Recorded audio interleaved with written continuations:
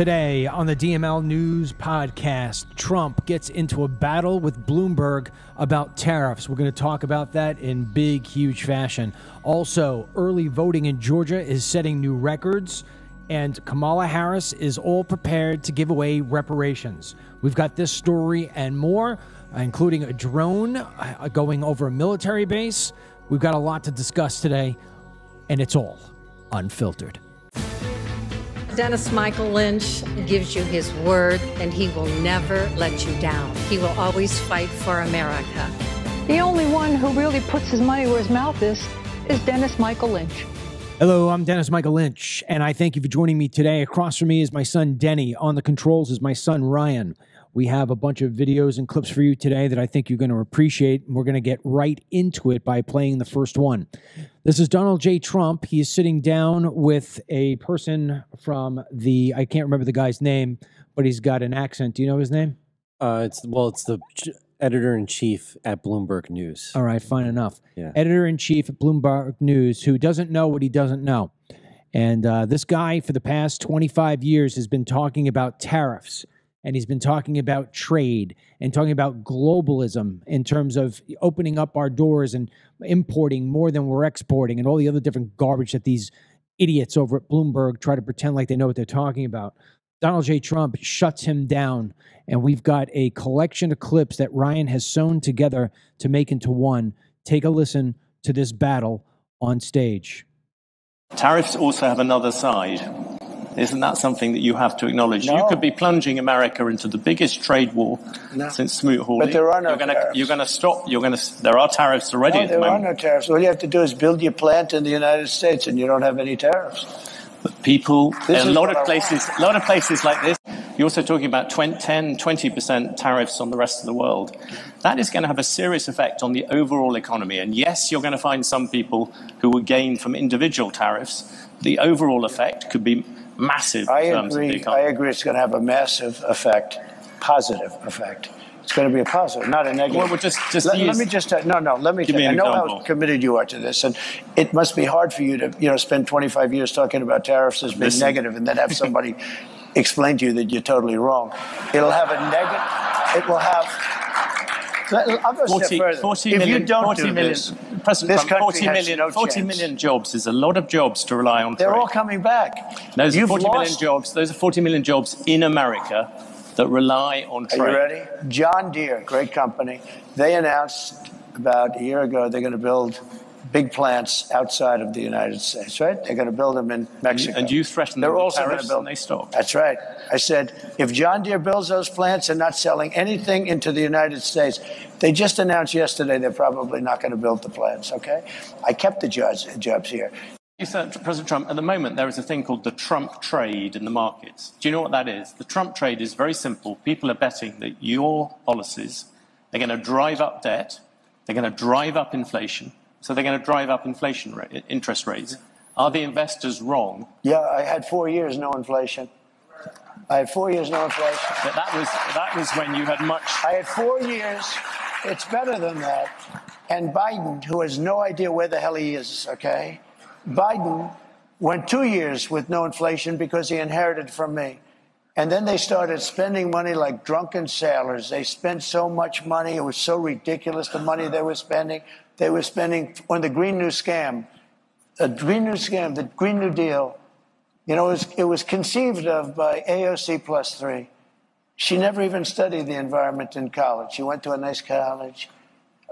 She came out, she just said, the Green New Scam. She just named all these things. President Trump, the issue at the markets are looking at the fact you are making all these promises. Latest one was car loans.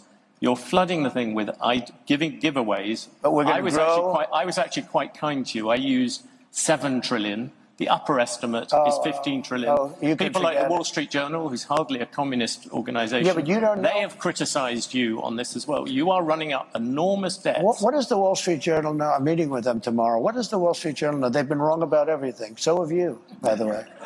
You've been wrong about it. You're trying to turn this. You're trying to turn this. You've been wrong about it. No, you're trying to turn this into debate. There are business people. But you're wrong. You've been wrong. You've been wrong all your life on this stuff. You've been wrong. Let me tell you about currency. You're going jumping a lot of.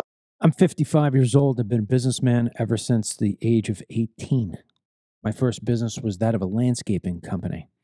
I remember it like it was yesterday. My buddy Gav, he had this small little blue car. It was called a Comet. They don't make them anymore. And we would take his father's lawnmower and stick it in the back of the trunk. And I think we had a blower. And my buddy Gav and I would drive around. We had like 5 lawns that we used to cut. And it was entrepreneurship.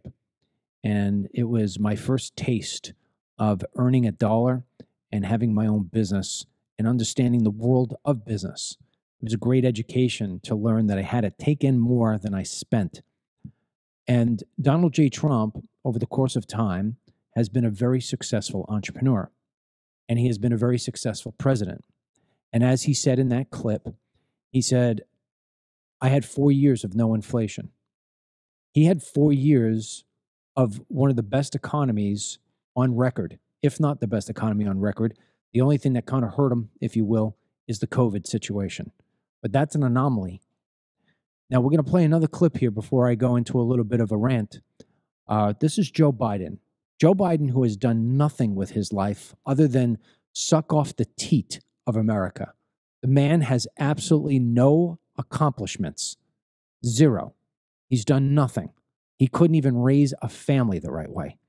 Ryan, play Joe Biden's knock on Donald J. Trump's entrepreneurship and business success. Trump likes to call himself pro-business. We all know Trump is a failed businessman. He inherited $100 million. And he got bankrupt how many times I can't keep track. Including bankrupting the casino in Atlantic City was pretty hard to do. How's that possible? I thought the House always won. Trump wasn't only a loser in 2020, he's a loser in everything he does. Meanwhile, on our watch, business of all sizes are surging. The record number of small business applications is 19 million so far since we got elected. I don't know how that man could sit there and say that Trump is a loser in everything he does. I mean, nobody can say that honestly. I can tell you this as a person who has had several businesses over the course of my days. You need to learn how to lose in order to be able to learn how to win. And sure, Donald Trump has his failures. Who doesn't? We all make mistakes. But you have to give Donald J. Trump credit for going out and trying. What did Joe Biden ever do? What did he ever try other than to just get a government paycheck? What did Kamala Harris ever do other than try to get a government paycheck? Donald J. Trump is not perfect by any stretch of the imagination. I have criticized him many, many times for various different things. But at the end of the day, you cannot deny what the record shows. And the record shows that we had a robust economy like never, ever before in so many different ways. When it comes down to the Black community, they were doing better than ever before. Same thing for Hispanics, same thing for Asians, same thing for women. The story is proven by the numbers. But unfortunately, places like Bloomberg and places like Joe Biden and the White House want to overlook that. They want to try to make him sound as if he's stupid, as if he's incapable of running the country and running the world, even though we've already seen how the movie plays out. You know, they brought up about tariffs. Trump wants to put tariffs on imports. I think this is a great idea. I don't know about you, but I don't understand why we have to be in this big, huge global economy. Why does it have to be that everything I turn over in my house, or even here in this office, with the exception of DML CBD, why everything that I turn over has to say that it's made in China, or made in Taiwan, or made in Indonesia, or made in Mexico? Why? What happened to the United States that we can no longer manufacture our own goods? It's ridiculous. Of course we can. Of course we can. It's you need to have a will. See, it's easy. It's really easy when you don't have to set up a plant or a warehouse or a facility of some kind that's going to manufacture and output goods. It's a lot easier when you just get it in on a ship. But think about all the crap that you have in your house. And I emphasize crap. The stuff that breaks, turn it over. It's going to say made in China, made in Mexico, made in Indonesia. You know, we just had a massive tornado come through this town. And there is a video. I don't have it. Maybe we'll play it. Mary and I may play it the next time we do a Wine and Talk. And it's actually from a Ring camera that's on a guy's house. It's a brand new house just built here in Florida. And you could actually see the tornado come through. It lasts no more than a couple of seconds. And the before and after is unbelievable what that camera gets across the waterway. It's like a little canal. And across the waterway, you could see everything gets destroyed. But the house that was built just in the last 2 years doesn't have a scratch. Why is that? It's because in Florida, we've put out new rules on how it is that you build a home. And my buddy, who is a home builder, said, everybody who complains about the sort of restrictions or the sort of guidelines that we put for making homes here in America, now that we're making them tornado and hurricane proof, are fools. Because look what happens when you do it the American way. When America builds things and builds them with pride, we do unbelievable. It's unbreakable. There's no reason why we need things to be imported from all over the world. We are the innovators. It has always been the American way. We're the ones who created the airplane. We're the ones who created the automobile. We're the ones who sent the man on the moon and came up with NASA. We don't need other countries. What we need is a leader who believes in American ingenuity, American innovation, and American working hard, the hard work that makes America and Americans what they are, and what it is. They are just trying to rip this man down. Why don't I see an interview with Bloomberg putting Kamala Harris in that hot seat? Could you imagine what that interview would sound like? She'd say, "What's a tariff?" We only have 2+ weeks left until this election is over. I won't lie to you. I think about it on a daily basis. I think about what it is that happens to you, what happens to our country, and what happens to me and my family. What direction do we take? If Kamala Harris wins, can I even do this podcast with you anymore? Will I have the freedom of speech? Will I have the ability to protect that freedom of speech with the Second Amendment? Or will all that be taken away? Why don't the people at Bloomberg think about this? Why don't the people at Bloomberg ever zero in on the things that Kamala Harris says and the things that she does and doesn't do? I don't understand why. I can't understand how it is that our country has gone so anti-American. It's as if a good majority of this country, or at least the media anyway, when I talk about majorities, but at least half this country, it's like they almost have a death wish. It's like they almost want to pin themselves in the corner and make it so this way they're hanging by a string and then try to save themselves. Well, let me be very direct to anybody who's on the left who's listening to this. If Kamala Harris wins and Donald J. Trump does not get into that office, everything that you know, everything that you live every single day will be absolutely turned upside down. There will be no more jobs in America.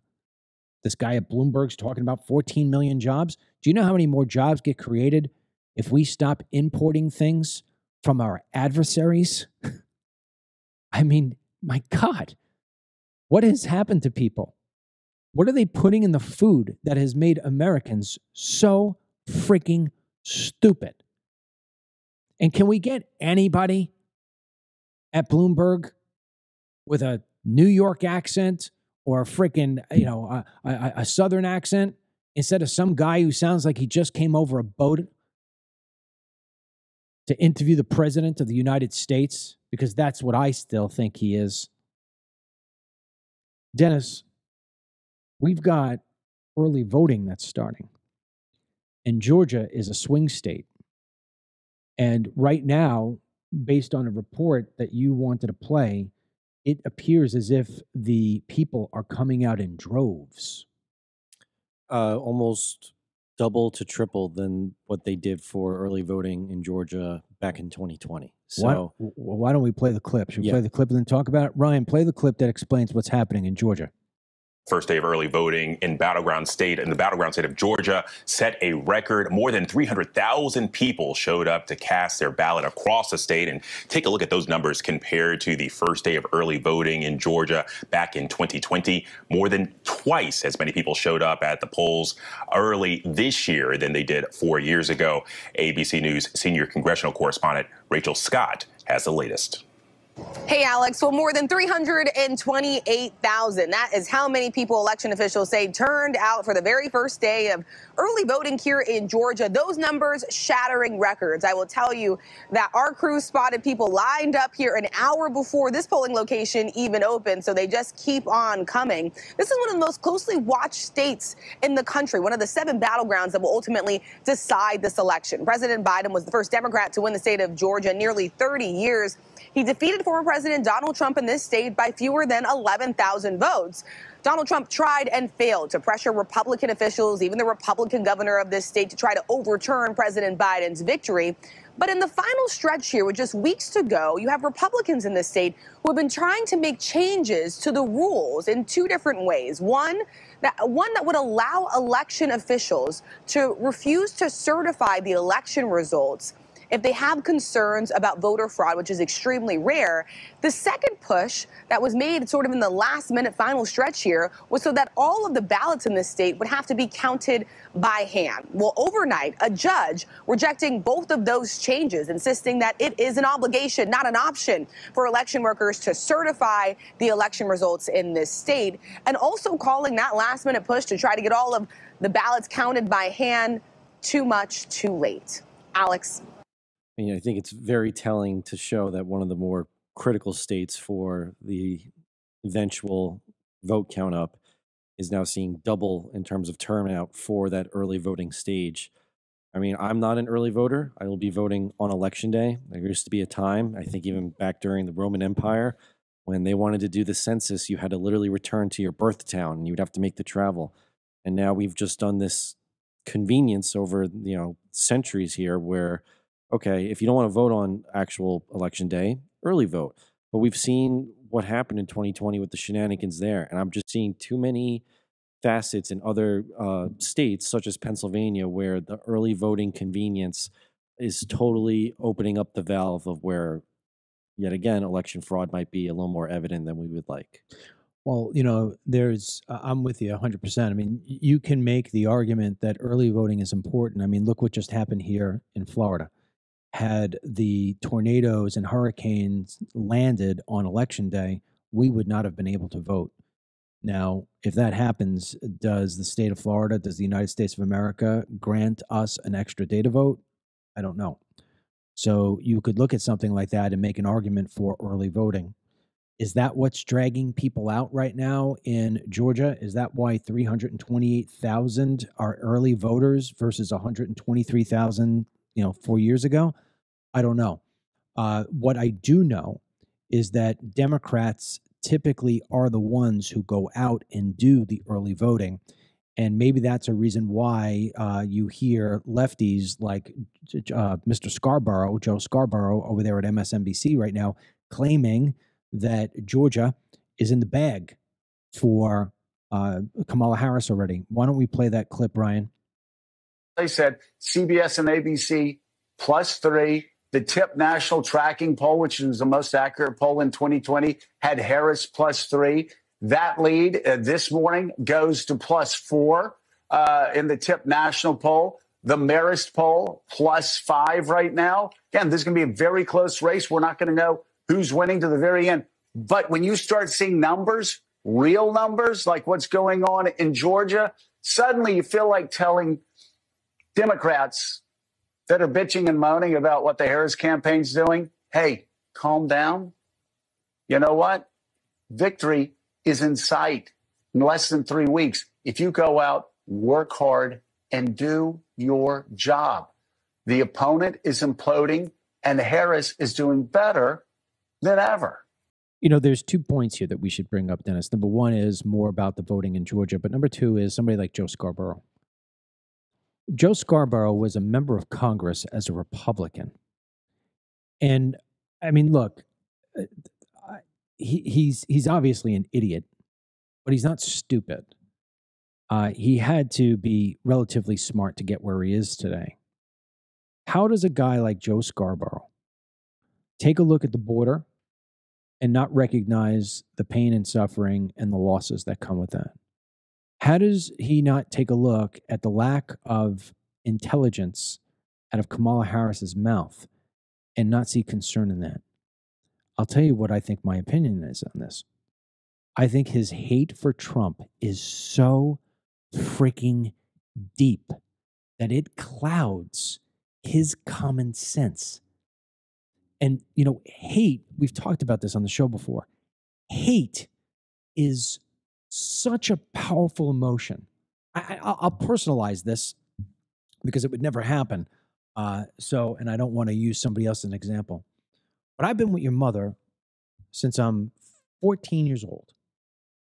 And Valentine's Day will come and go. I don't go out and buy flowers and bring them home for mom.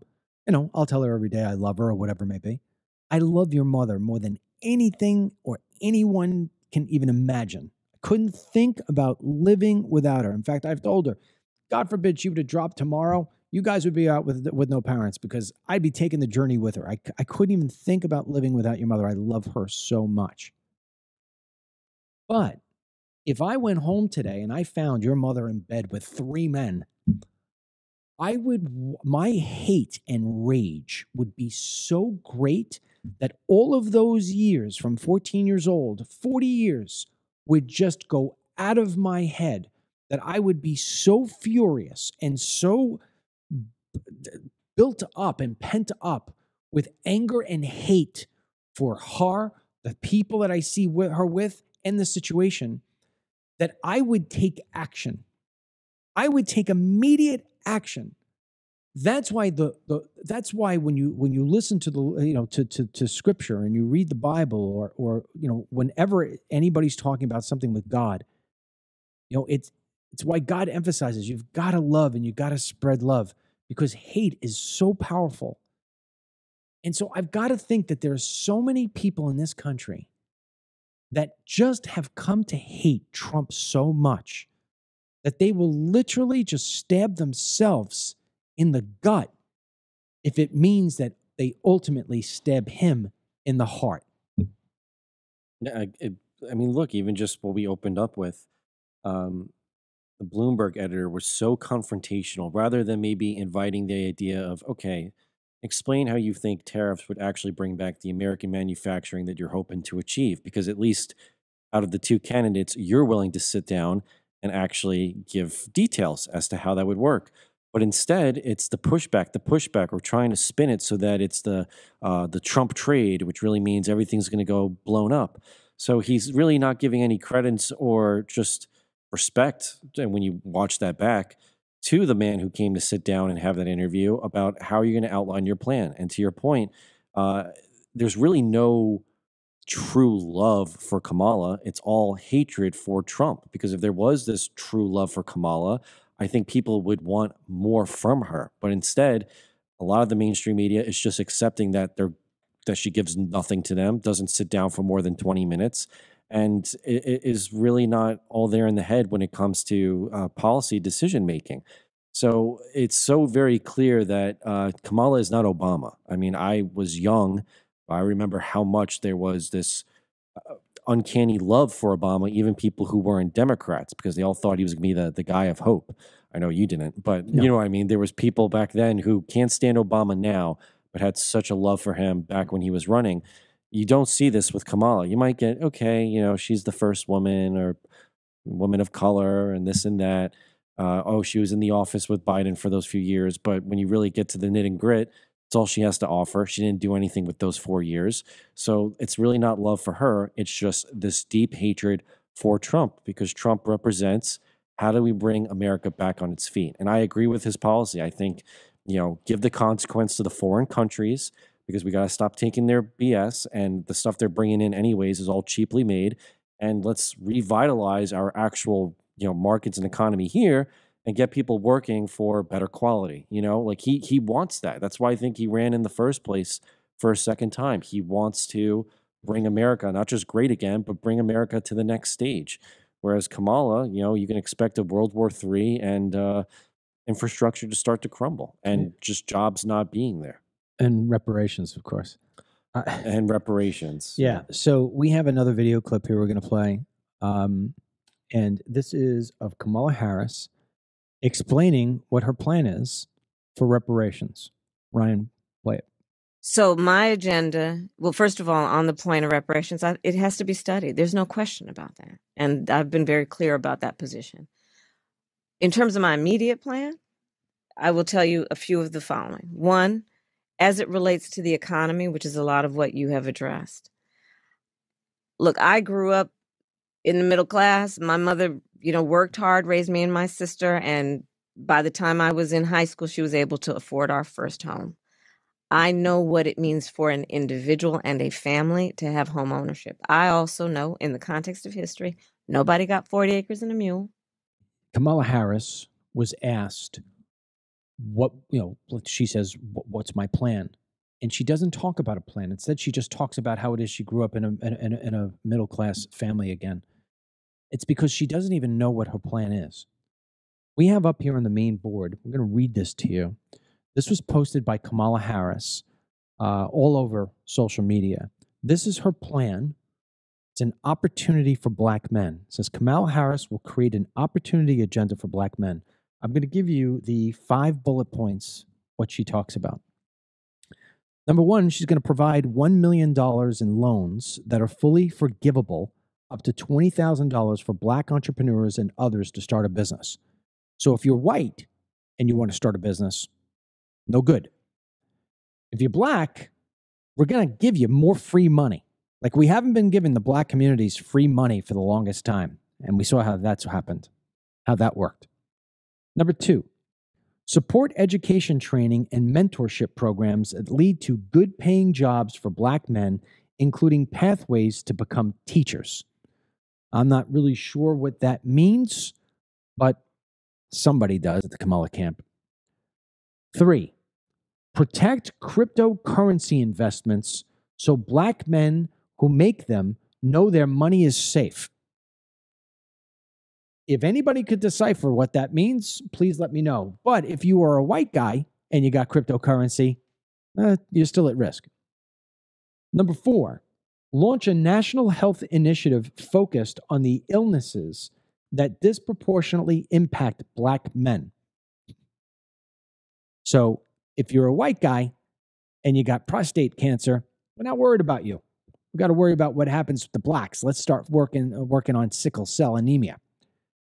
Then the last one is legalize recreational marijuana and create opportunities for black Americans to succeed in this new industry. After she totally locked up tons and tons of them.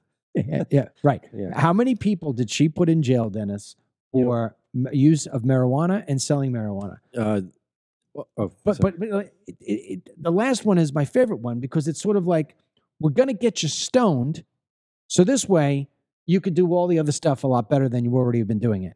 Now, personally, let me just put this part in. This has got to be the most stupid, I don't know who drew this up plan. I could tell you. But let's go to Dennis, and then I'll come back and give you about my experience in this area. This is totally a reactionary policy plan that was probably created in 10 minutes because, yesterday during the podcast, me and Ryan talked about that I watched it. Yeah, so, that was one of the big stories that happened last week that we missed because of the hurricane. But another story that we didn't get to really talk about that happened was that Obama kind of shot himself in the foot. In fact, it's one of those times where he really dropped the ball, and I'll give him credit. He usually doesn't, but I can't remember the event, and maybe someone can write in the comment section where it was. But he basically lectured to a group of black men, babying them almost, telling them why they have to vote for Kamala because Kamala is the better candidate for black men. And a lot of the reactions from Black Americans, especially those that are just Republican or conservative, or even those that could just kind of see through the BS, came back and be like, "Who are you to tell me to vote for it because of the color of my skin? Yep. You know, who made you the granddaddy of the Black community?" Because I think Obama quite literally thinks he is that king when it comes to it. And I think after he gave that very patronizing speech, I don't know, I think it was a day or two later, they came out with this policy claiming, you know, this is why we really need to get the Black man vote. Because if you do actually look at some of the polling, one of the sectors that she's falling very short on in comparison to Joe Biden in 2020 is getting the Black vote specifically from men. So we have a video here of a woman named Laverne Spicer, and she's Black and she's running for Congress in Florida. A little bit of apology to you prior to playing this. It does have some bits of profanity in it, but she is Black and she's responding to what it is that she thinks about this entire opportunity agenda for Black men. So we're going to play it without censorship because we think it really does describe what it is that Blacks think about this plan. Play it, Ryan. From what I'm looking at right here, this right here is a total fucking joke. And this is what I think, Kamala, about your plans to prosper. You never had no plans for the Black community at all to prosper. All of your plans have been for the illegal community to prosper and to take the jobs from the Black community and everybody else. And this right here is what I feel about your plans to prosper us. It's all a big fucking joke. Don't fall for this bullshit, y'all. Don't fall for it. I'm telling you. It's a big joke. If she wanted to do any of this, remember, she's already in office. She should have already done this. So stop believing her lies. You know, when I saw this posted, I reposted it and I gave my ideas instead. You know, if you really want to help the Black community, in fact, I'll just read what I posted here to make it simple. I said, Kamala says if you're a Black guy, she'll give you free money. Your crypto will be secured. Better health services will be for you. Whites basically move out of the way. And the ability to smoke weed, you could do it without risk. This is supposed to help? How about my list instead? Number 1, homicide is the number 1 cause of death for Black men 1 through 40. Why not arrest, convict, and imprison the 10% of Black criminals in Black communities who commit 90% of the crime instead of allowing them out to walk free with no bail? Number 2, encourage young Black men to wear a condom until married and ready to start a family, although this would cut down on abortions, and the left loves abortions. Number 3, educate men. Educate them. Then explain the benefits of sticking around to raise their kids. So many of these fathers, it's the number 1 demographic where men just abandon their children. And much of that is, I think, because they're highly uneducated people. Number 4, close the border. So this way drugs stop flowing in and creating dime bag sellers who will never agree to work for $12 an hour jobs when they can earn $500 a day selling drugs on the corner. I go back to a time when I was making films, and many of you have been following me for a long time, have seen this clip. I'm going around with a police officer. He was off duty, and he was showing me South Chicago, a place called Inglewood. And the criminal element is just everywhere. And that's where I got the fact that 90% of the crime is committed by 10% of the people. But it impacts 100% of the residents. It's very, very dangerous being out there. In fact, when we were doing the tour, the police officer was he wasn't dressed in his uniform, but he had his bulletproof vest on. And I said, should I have one of those? And he said, yeah, you should. I said, you got one for me? He says, no, I don't. I mean, this was like 9 o'clock in the morning. And I said, is it that dangerous here? Because it's that dangerous here. So we drove around. We drove past a church. And there was a family, two kids and their parents walking out of the church. And I said, hey, man, could we stop and talk to those people? He's like, yeah. So we stopped. We asked the parents for permission. He said, yeah. And there was a kid there. I think he was probably 16, 17 years old. And I interviewed him and I asked him, what's it like around here? Is it hard to live? And he says, there's guys getting shot in the middle of the day. They don't do it at night anymore. He goes, I can't tell you how many friends I've lost because they're just getting shot. Okay.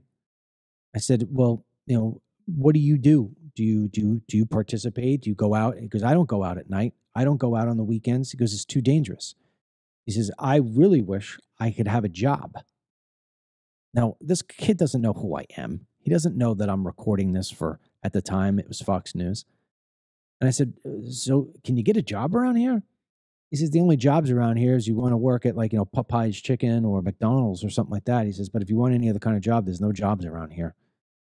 And I said, well, what kind of job do you want to have? He says, well, when I grow up, he's like, I'd like to do bricklaying or some kind of, job in construction. I mean, so when you hear Laverne say that if Kamala Harris really cared about the black community, she'd shut down the border, there's authenticity behind that. Because the illegal aliens are coming into this country. They're taking construction jobs. They're taking some of the lower end jobs.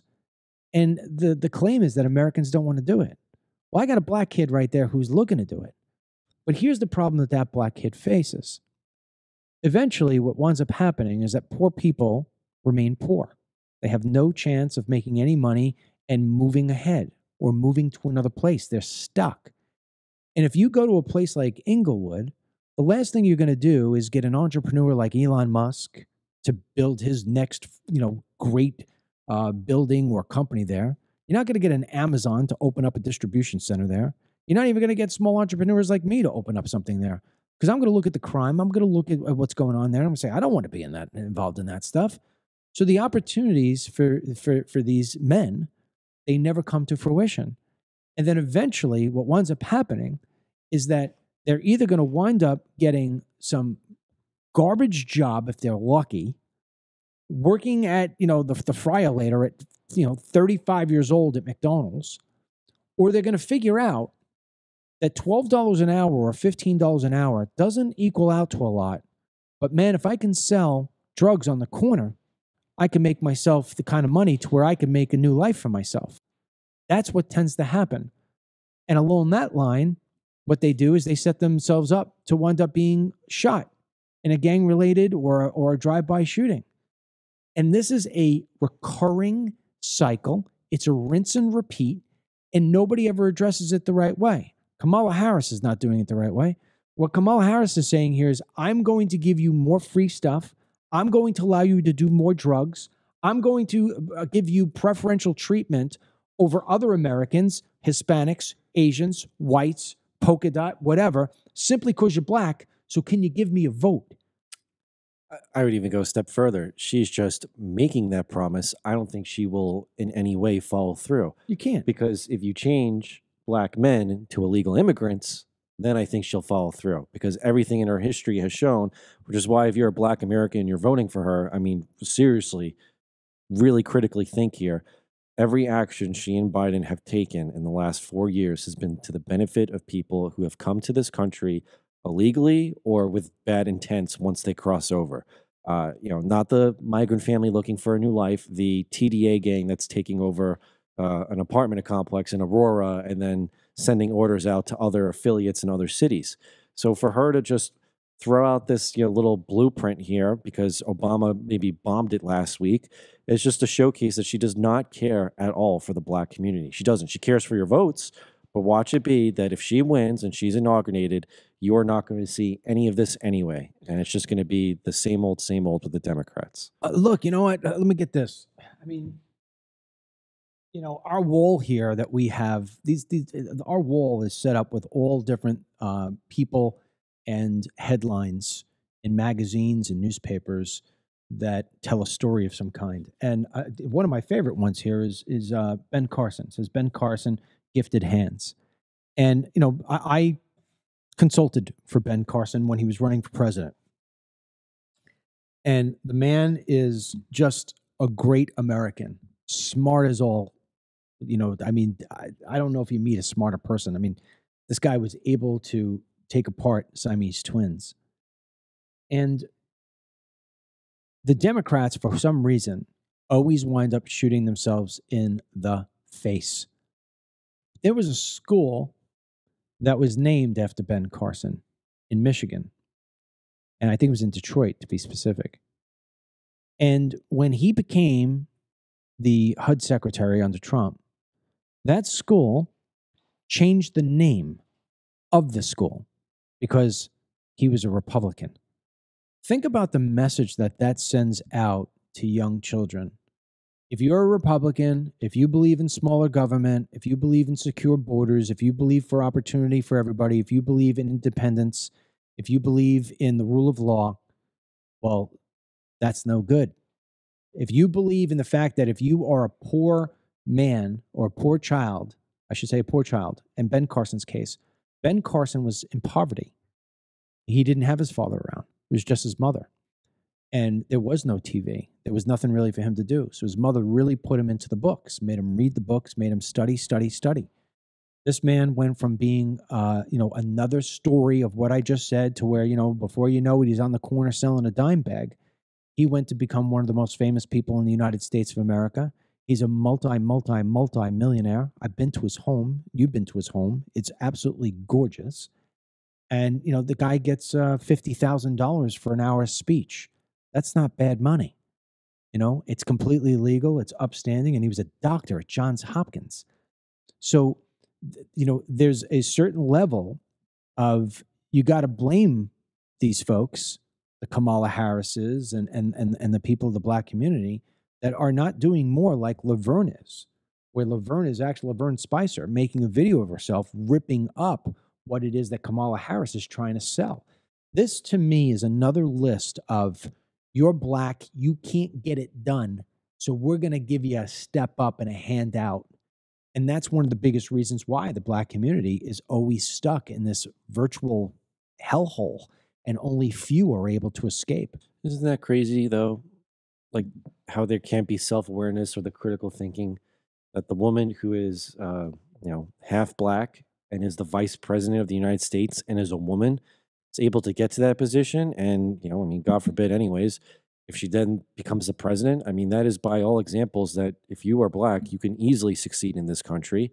It's just that the Democrats want you to believe that you can't, and they want you to be in the same cycle of impoverished communities, drug-riddled communities, and the idea that the big bad white man is your enemy forever. It's crazy. And I don't know why. I just don't get how some people, still fall for it. I don't get how certain demographics continue to vote the way they do, and yet the people they're voting for doesn't care for them. Even, we had in the newsletter today, there was polling even for Jewish Americans. They think Trump would be the better president for, protecting Israeli interests, and yet 62% of them are going to vote Democrat. It makes no sense. I don't understand how it. Let's slide this back into Georgia. You may recall when we went out and did the homeless film, United States of Tents, which you could watch on Amazon Prime. It was one of the top documentaries for an entire year on Amazon Prime, called The United States of Tents. We open up in Atlanta, Georgia. And we're driven around by a group called Atlanta Hope. And the majority, I would say 90 to 95% of the people that we saw living on the streets, completely 100% homeless, were Black. And when you sit here and say that, the Scarborough says that in these various different polls, Harris is leading by 3, 4, and 5 points over Trump, there's a couple of things that come to mind that we should address. Number one is that, Georgia has a relatively large Black community. Stacey Abrams, who was Black, lost her election to Governor Kemp. So one must believe that, there's still enough white and smart Black to vote red instead of blue. But why do Blacks continue to vote for the same people who keep them down? This is the answer why right here. Kamala Harris's list. We're going to keep you down. We're not going to give you any opportunities at all. You're going to give us our vote, and we're going to keep on feeding you for free, giving you stuff for free. Don't worry, we won't leave you behind. And I use that word opportunity because she wants to call it an opportunity economy. That's not an opportunity economy. That's a handout.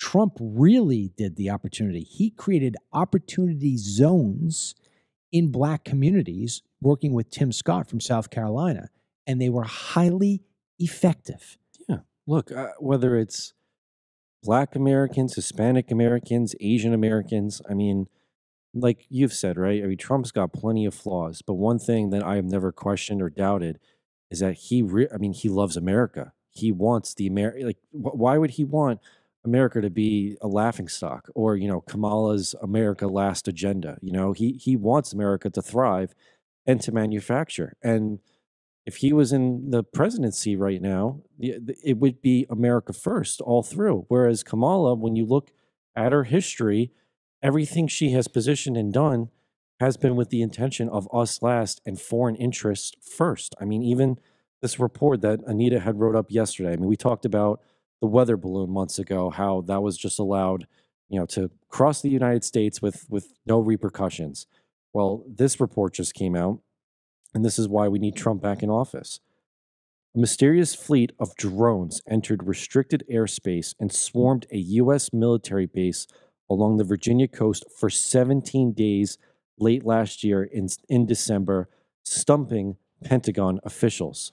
For several nights, U.S. military personnel reported witnessing a fleet of unknown unmanned aircraft breach restricted airspace over a stretch of land at Langley Air Force Base along Virginia's shore.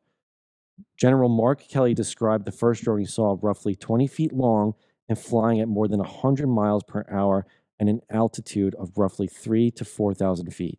So whether it's China, whether it's Russia, or whether it's just maybe another, Iran? Could be Iran. Yep. The fact that we have, especially coming from a country that experienced 9/11, the fact that we have foreign drones coming in, circling around a U.S. military base for 17 days in a row, and nothing's done about it with any consequence. I mean, that's happening under Joe and Kamala's watch. Well, in the show on this, I mean, this is it's relative to what you just said, although it will feel far, far away. There's an old saying that, keep them hungry, not starving.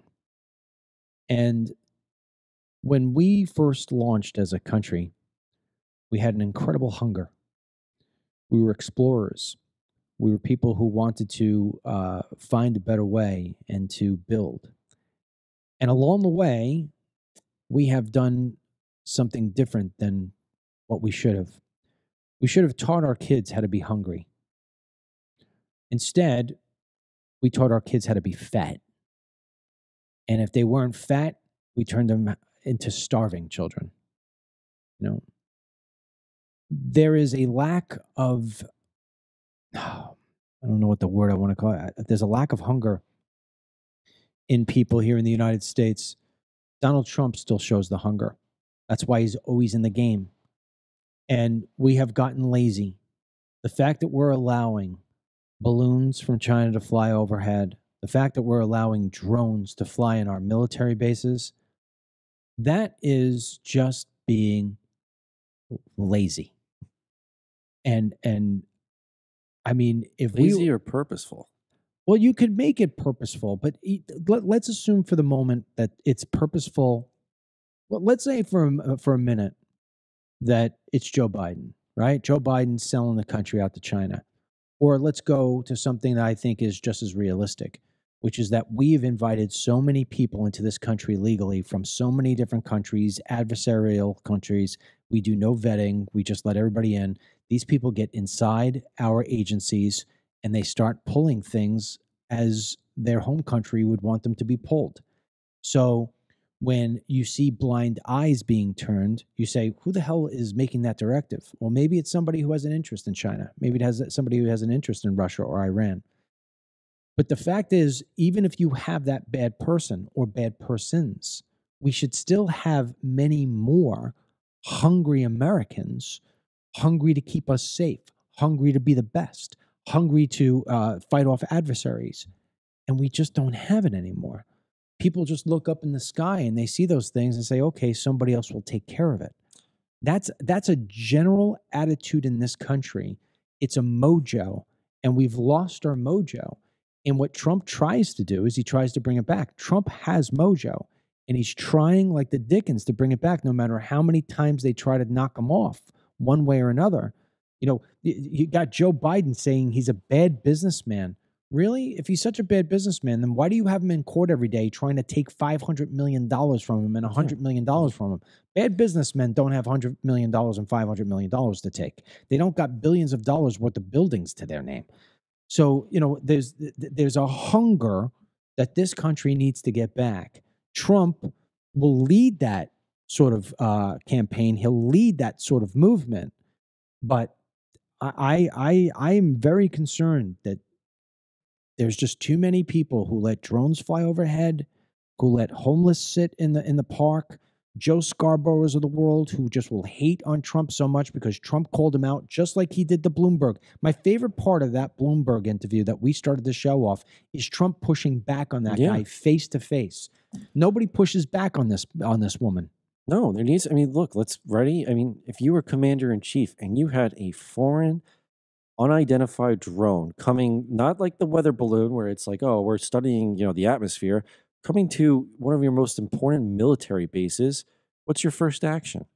I'm going to take them down, but I'm going to say, leave me one. So this way we could dissect it, see where that material came from, track it back to whoever the owner is. And then I'm going to go to that owner and I'm going to rip, I told you, I'm going to drive a truck right up their ass. Exactly. And yet the person we have in the chair right now said, don't do anything. In fact, let them stay there for 2+ weeks.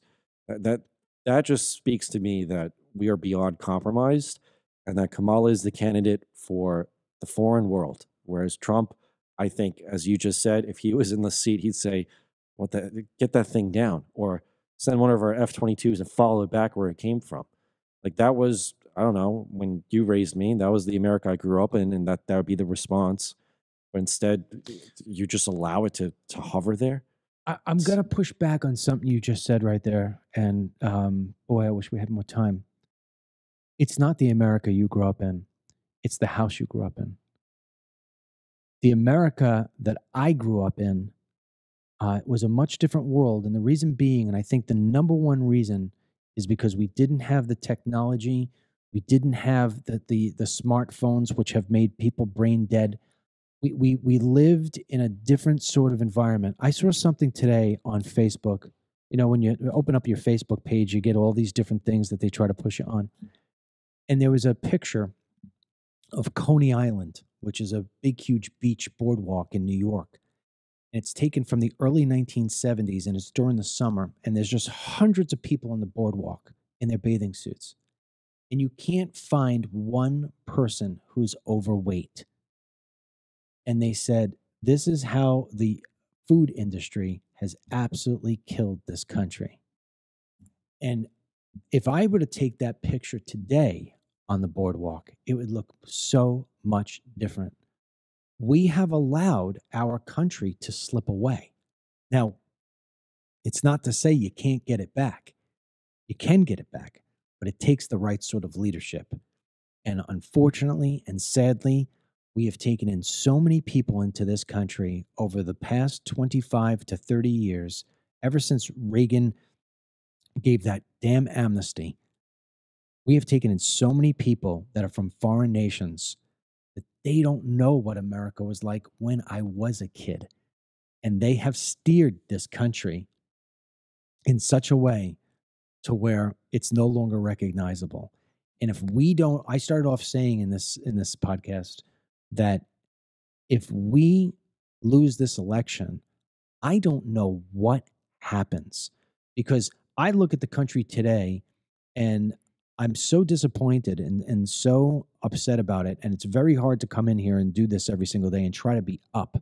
You've tried to find the little grains of salt that are things that you can pitch out. Like Elon Musk right now is in Pennsylvania, and he's starting today and he's going till Monday, and he's going around and doing events, and they're completely for free. All he wants you to do is sign a petition that you stand up for free speech and the Second Amendment. I mean, This guy is worth, he's almost going to be a trillionaire. Yeah. He doesn't have to do this. And yet he's doing it because he believes and he's hungry and he wants the country back. My point being is that if we don't win this election, Elon Musk's not going to go do those tours anymore. Elon Musk is probably going to be in a jail cell. Yeah. So much weighs on this. And I hope that people who are listening right now, because we probably don't have many Democrats listening. We got one or two idiots, I'm sure, that's listening along the way. But the majority of our listeners are smart people. They're passionate. And they love America. And I would love it, if for the next 2.5 weeks, they just try like the dickens to get people who are on the fence or who say they're going to not vote for Trump, just try to explain to them what things used to look like and what they look like today. Because if you're worried about drones flying over a military base today, wait until tomorrow if Kamala Harris stays in there. I know. And look, I want Trump in there because between the two of them, I know what he was able to do for those 4 years, and I think he will have, hopefully, the America First mindset. I mean, if he wins, I think it's be very critical to see who he's filling his cabinet with, because just to sum it up, we need that mindset of America First again. China has it with China. China will always be China first, or one China. Russia has it with Russia, Russia first. Even Iran and Israel, it'll always be Israel first, Iran first. Those countries have that mindset still. I mean, European countries have been falling with the way they've had, the migrant issues in flooding those countries like the UK and France. So they're, in my opinion, almost long gone with it. But America needs the America First mentality. If we're going to vote Kamala Harris in, it is going to be so far erased. We're just going to be we're going to be this international pawn shop for foreign favors, and it's just going to be nonstop. I don't know. I don't know how we bring this country back if Kamala wins. I think I'm a pretty smart dude, and I just don't know. I think it becomes the United States of Florida, and the next thing you'll see is states calling to secede. I really do believe it. I believe it. With that being said, we stay encouraged that Trump's going to be able to win this damn thing. We bring you the headlines, we bring you the news, we give you the analysis, so this way you can give a better argument to your neighbor who is thinking the wrong way. With that being said, we want to say thank you to everybody who has been participating in our big, huge push here for this month. I'm happy to say we are out of almost every item. We just sold out of the last Team DML shirts. The only item that we have left, and we kind of hung them back for the end, is because I think out of all the things that we put up, this is the greatest gift you could possibly get. Denny's book that he wrote last year, it's great for adults. It's also great for children. It's called The Wild Adventures of Summer and Robin and Summer. Those are our two dogs. It is a great book. It is a great adventure. It teaches so many different things that we talk about every day: how to be hungry, how to get out there and do the right thing, how to help your neighbor, how not to give up faith, how not to give up hope. It's a fantastic book. It did really, really well on Amazon. It was selling for $27. We don't have many left. In fact, Ashley wants you to take a final count today. I think maybe we've got 40 or 50 books left. You can get it for $10. We have more. You think so? I know we do. All right. We can get it. You can get it for about $10. $10 is what we're selling it for. $10, yes. $10. You can get the book brand new, signed by Denny, and with it, you get a free DML CBD face serum, because the DML Foundation, which is me, made it so this way 3,000 bottles would be free to people, because it's so bad right now out there in terms of what you have money for in your pocket, whatever. And I have so many people saying all the time, oh, I wish I could afford it. So basically what I did is, the foundation bought 3,000 bottles and we're handing them out. So go to dmlcbd.com/store, buy your book for $10. Great gift to give for Christmas coming up.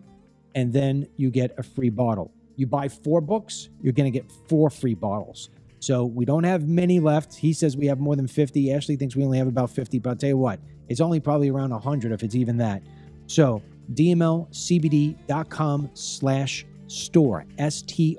It's one of the only things that we have left. Everybody else has been buying everything that we've had. So we appreciate that.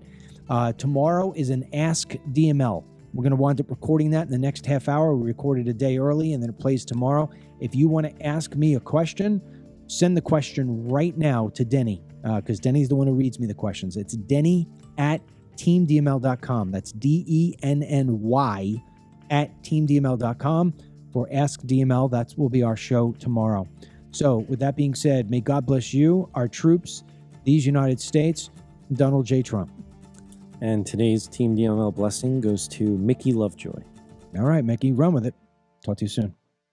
Get the Dennis Michael Lynch podcast every day by subscribing on Apple Podcasts or Spotify, and download the DML News app from the Google Play Store or the Apple App Store for breaking news, merchandise, films, exclusive content, and Team DML.